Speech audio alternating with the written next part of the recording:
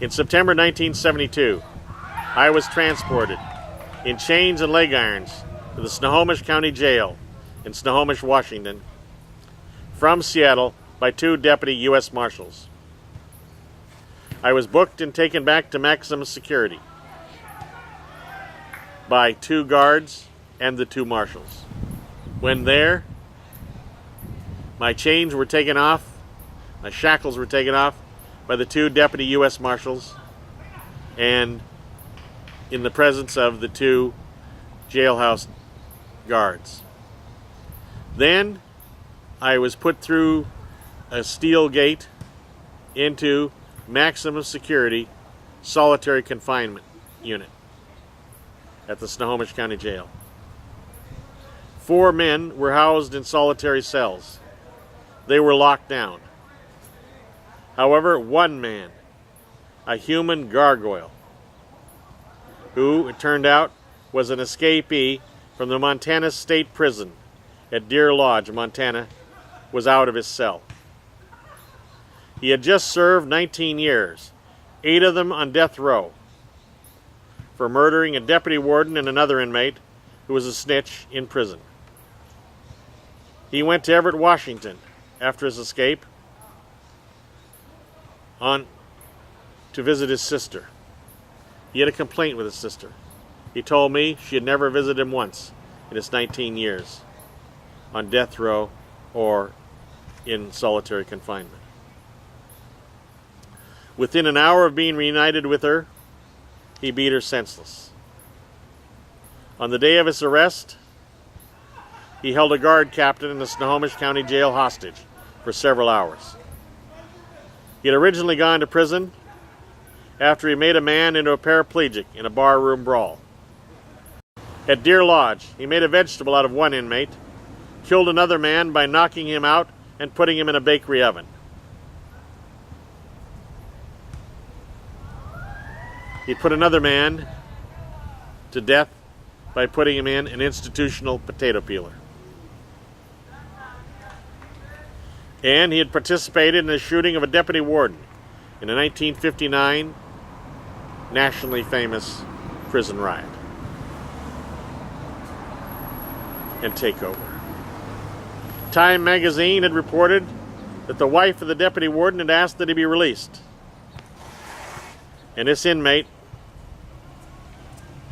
had told her that she could have him as he kicked the man's body off the top of the wall of the besieged prison area.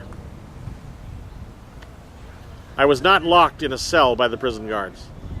They put me into a common area in front of the 9 solitary confinement cells with this gargoyle, with this multiple murderer.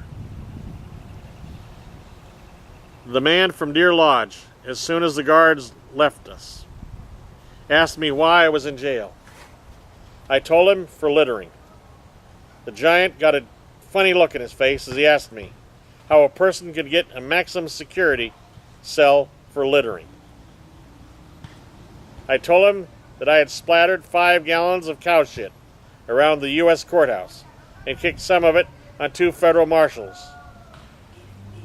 And maybe that made me unpopular with the guards. The man asked me to tell the story of my arrest, then laughed and shook hands with me. The man then recounted how his best friend on death row had been beaten to death for shit-bucketing a guard 1 too many times. On death row, there had been no toilets, only buckets. Periodically, each inmate had to be led out to the front of his cell to empty his bucket into a honey cart. On the day he died, the man's friend had flipped a full bucket over a guard's head and punched him in the stomach. The guard gasped and aspirated the products. Later, a goon squad had taken the bucketeer to the hole. He died there, allegedly while resisting. The laughing giant gargoyle then told me that he had been told by a guard that I was an unreliable snitch, and if I died back in maximum, the guards would claim that I had attacked the giant with a shank, which would be found with my fingerprints on it. The giant was criminally insane perhaps, but not stupid. I had no trouble in jail.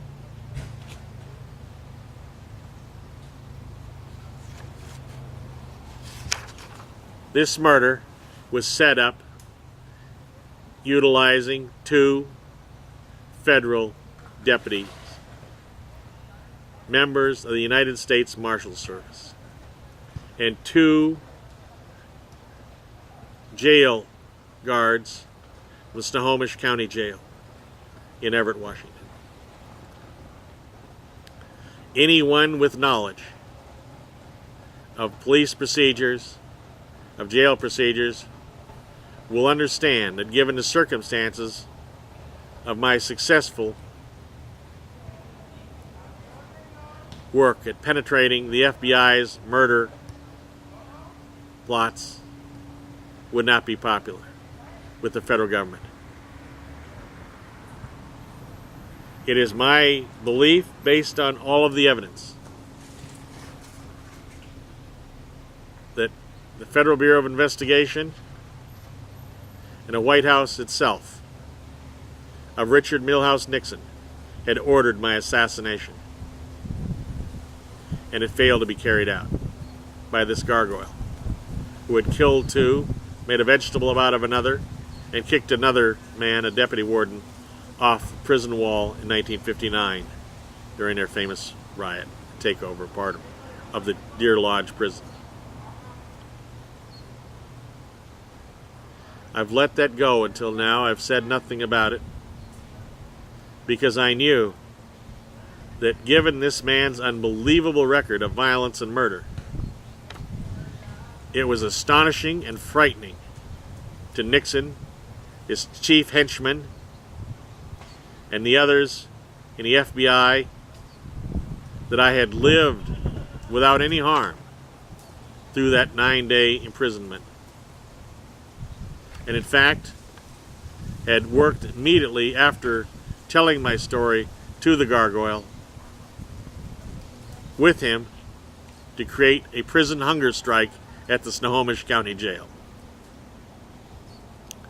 And it was participated in widely and even reported in the news of the day in the surrounding area. But it frightened the hell out of members of the FBI, especially those in their counterterrorism network who knew my skills and my training and my career in Vietnam and knew what I had done to them. It frightened the hell out of them that I was untouched. To them, it was like some horrifying magic that I'd survived. But I have skills. Even old, broken down, and suffering from 8 strokes and many TIAs. I have skills. I had marvelous skills then. And I lived. Well, that scared the hell out of them. I know that. That's the way it is. They never quit following me. They haven't quit to this day. Although it's a whole new generation. But they fear the skills that I obtained before and during military service and in the service of the FBI. And it amuses me today. Thank you.